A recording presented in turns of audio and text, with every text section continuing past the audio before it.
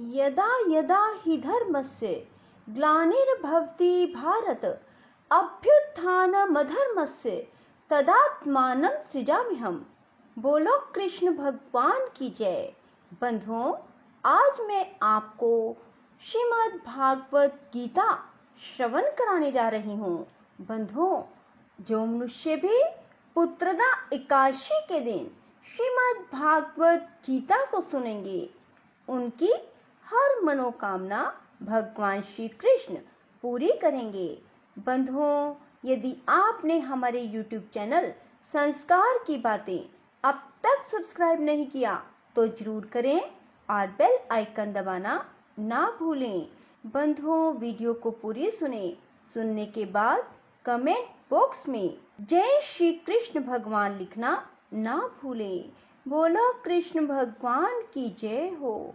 धृतराष्ट्र बोले, हे संजय, धर्म भूमि कुरुक्षेत्र में इकट्ठे हुए युद्ध की इच्छा वाले मेरे और पांडु के पुत्रों ने क्या किया? इस पर संजय बोले, उस समय राजा दुर्योधन ने व्यूह रचना युक्त पांडवों की सेना को देखकर द्रोणाचार्य के पास जाकर यह वचन कहा, हे आचार्य, आपके बुद्धिमान शिष्य द्रुपद पुत्र धृष्टद्युम्न द्वारा व्यूहाकार खड़ी की हुई पांडु पुत्रों की इस बड़ी भारी सेना को देखिए। इस सेना में बड़े बड़े धनुषों वाले युद्ध में भीम और अर्जुन के समान बहुत से शूरवीर हैं, जैसे सात्यकी और विराट तथा महारथी राजा द्रुपद और धृष्टकेतु, चेकितवान और बलवान काशीराज, पुरुचित, कुंती भोज और मनुष्यों में श्रेष्ठ शैव्य और पराक्रमी युधामन्यु, बलवान उत्मोजा, सुभद्रा पुत्र अभिमन्यु और द्रौपदी के पांचों पुत्र, ये सभी महारथी हैं। हे ब्राह्मण श्रेष्ठ, हमारे पक्ष में भी जो जो प्रधान हैं उनको आप समझ लीजिए। आपके जानने के लिए मेरी सेना के जो जो सेनापति हैं उनको कहता हूँ। एक तो स्वयं आप और पितामह भीष्म और कर्ण, संग्राम विजयी कृपाचार्य, वैसे ही अश्वत्थामा, विकर्ण और सोमदत्त का पुत्र भूरिश्रवा, और भी बहुत से शूरवीर अनेक प्रकार के अस्त्र शस्त्रों से युक्त, मेरे लिए जीवन की आशा को त्यागने वाले, सब के सब युद्ध में चतुर हैं। भीष्म पितामह द्वारा रक्षित हमारी वह सेना सब प्रकार से अजय है और भीम द्वारा रक्षित इन लोगों की यह सेना जीतने में सुगम है। इसलिए सब मोर्चों पर अपनी अपनी जगह स्थित रहते हुए आप लोग सब के सब निसंदेह भीष्म पितामह की ही सब ओर से रक्षा करें। इस प्रकार द्रोणाचार्य से कहते हुए दुर्योधन के वचनों को सुनकर कौरवों में वृद्ध बड़े प्रतापी पितामह भीष्म ने उस दुर्योधन के हृदय में हर्ष उत्पन्न करते हुए उच्च स्वर से सिंह की नाद के समान गरज कर शंख बजाया।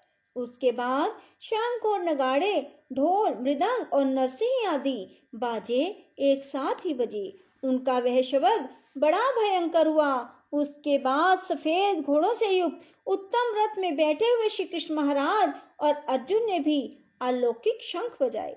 उनमें श्री कृष्ण महाराज ने पांचजन्य नामक शंख और अर्जुन ने देवदत्त नामक शंख बजाया। भयानक कर्म वाले भीमसेन ने पुंडर नामक महाशंख बजाया। कुंती पुत्र राजा युधिष्ठिर ने अनंत विजय नामक शंख और नकुल और सहदेव ने सुघोष और मणिपुष्पक नाम वाले शंख बजाए। श्रेष्ठ धनुष वाले काशीराज और महारथी शिखंडी और धृष्टद्युम्न राजा विराट और अजय सात्यकी, राजा द्रुपद और द्रौपदी के पांचों पुत्र और बड़ी भुजा वाले सुभद्रा पुत्र अभिमन्यु, इन सब ने हे राजन अलग अलग शंख बजाए और उस भयानक शब्द ने आकाश और पृथ्वी को भी शब्दायमान करते हुए धृतराष्ट्र पुत्रों के हृदय विदीर्ण कर दिए। हे राजन, उसके बाद कपिध्वज अर्जुन ने खड़े हुए धृतराष्ट्र पुत्रों को देखकर उस शस्त्र चलने की तैयारी के समय धनुष उठाकर ऋषिकेश श्री कृष्ण महाराज से वचन कहा, हे अच्युत, मेरे रथ को दोनों सेनाओं के बीच में खड़ा कीजिए। जब तक मैं इस स्थित हुए युद्ध की कामनाओं वाले को अच्छी प्रकार देख लूं, उस युद्ध रूप व्यापार में मुझे किन किन के साथ युद्ध करना योग्य है। दुर्बुद्धि दुर्योधन का युद्ध में कल्याण चाहने वाले जो जो ये राजा लोग इस सेना में आए हैं, उन युद्ध करने वालों को मैं देखूंगा। संजय बोले, हे धृतराष्ट्र, अर्जुन द्वारा इस प्रकार कहे हुए महाराज श्री कृष्ण ने दोनों सेनाओं के बीच में भीष्म और द्रोणाचार्य के सामने और संपूर्ण राजाओं के सामने उत्तम रथ को खड़ा करके ऐसे कहा, हे पार्थ, इन इकट्ठे हुए कौरवों को देख। इनके उपरांत प्रजापुत्र अर्जुन ने उन दोनों ही सेनाओं में स्थित हुए पिता के भाइयों को, पितामहों को, आचार्यों को, मामों को, भाइयों को, पुत्रों को, पौत्रों को तथा मित्रों को और ससुरों को, सुहृदों को भी देखा। इस प्रकार उन खड़े हुए संपूर्ण बंधुओं को देखकर वे अत्यंत करुणा से युक्त हुए। कुंती पुत्र अपने अर्जुन शोक करते हुए यह बोले, हे कृष्ण, इस युद्ध की इच्छा वाले खड़े हुए स्वजन समुदाय को देखकर मेरे अंग शिथिल हुए जाते हैं, मुख भी सूखा जाता है और मेरे शरीर में कंप और रोमांच होता है तथा हाथ से गांडीव धनुष गिरता है, त्वचा भी बहुत जलती है, मेरा मन भ्रमित सा हो रहा है, इसलिए मैं खड़ा रहने को भी समर्थ नहीं हूँ। हे केशव, लक्षणों को भी विपरीत देखता हूँ, युद्ध में अपने कुल को मारकर कल्याण भी नहीं देखता। हे कृष्ण, मैं विजय नहीं चाहता और राज्य सुखों को भी नहीं चाहता। हे गोविंद, हमें राज्य से क्या प्रयोजन है, भोगों से और जीवन से क्या प्रयोजन है, क्योंकि हमें जिनके लिए राज्य, भोग और सुख आदि इच्छित हैं, वे ही यह सब धन और जीवन की आशा को त्याग कर युद्ध में खड़े हैं, जो कि गुरुजन, ताऊ, चाचे, लड़के, दादा, मामा, ससुर, पोते, साले और भी जो संबंधित लोग हैं। इसलिए हे मधुसूदन, मुझे मारने पर भी 3 लोक के राज्य के लिए भी मैं इन सब को मारना नहीं चाहता। फिर पृथ्वी के लिए कहना ही क्या।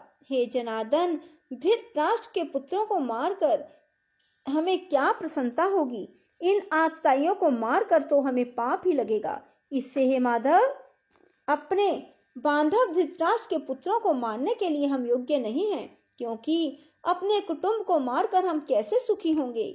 यद्यपि लोभ से भ्रष्ट हुए ये लोग कुल के नाशकृत दोष को, मित्रों के साथ विरोध करने में पाप को नहीं देखते, परंतु हे जनार्दन, कुल के नाश करने से होते हुए दोष को जानने वाले हम लोगों को इस पाप से हटने के लिए क्यों नहीं विचार करना चाहिए, क्योंकि कुल नाश होने से सनातन कुल धर्म नष्ट हो जाते हैं।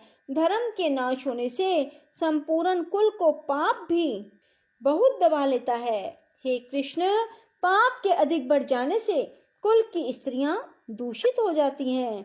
हे वैष्णव, स्त्रियों के दूषित होने पर वरण संकर उत्पन्न होता है। वह वरण संकर कुल घातियों को और कुल को नरक में ले जाने के लिए होता है। लोप हुई पिंड और जल की क्रिया वाले इनके पितर लोग भी गिर जाते हैं और इन वरण शंकर कारक दोषों से कुल घातियों के सनातन कुल धर्म और जाति धर्म नष्ट हो जाते हैं। हे जनार्दन, नष्ट हुए कुल धर्म वाले मनुष्यों का अनंत काल तक नरक में वास होता है, ऐसा हमने सुना है। शोक है कि हम लोग बुद्धिमान होकर भी महान पाप करने को तैयार हुए हैं, जो कि राज्य और सुख के लोभ से अपने कुल को मारने के लिए उद्यत हुए हैं। यदि मुझ शस्त्र रहित ना सामना करने वाले को शस्त्रधारी धृतराष्ट्र के पुत्र रण में मारे, तो वह मारना भी मेरे लिए अति कल्याणकारक होगा। संजय बोले, रणभूमि में शोक से उद्विग्न मन वाले अर्जुन इस प्रकार कहकर बाण सहित धनुष को त्याग कर रथ के पिछले भाग में बैठ गए। बोलो कृष्ण भगवान की जय हो। राधे राधे, जय श्री कृष्णा। बंधुओं, यदि आपको हमारी वीडियो पसंद आए तो इसे लाइक करें और शेयर भी जरूर करें। धन्यवाद।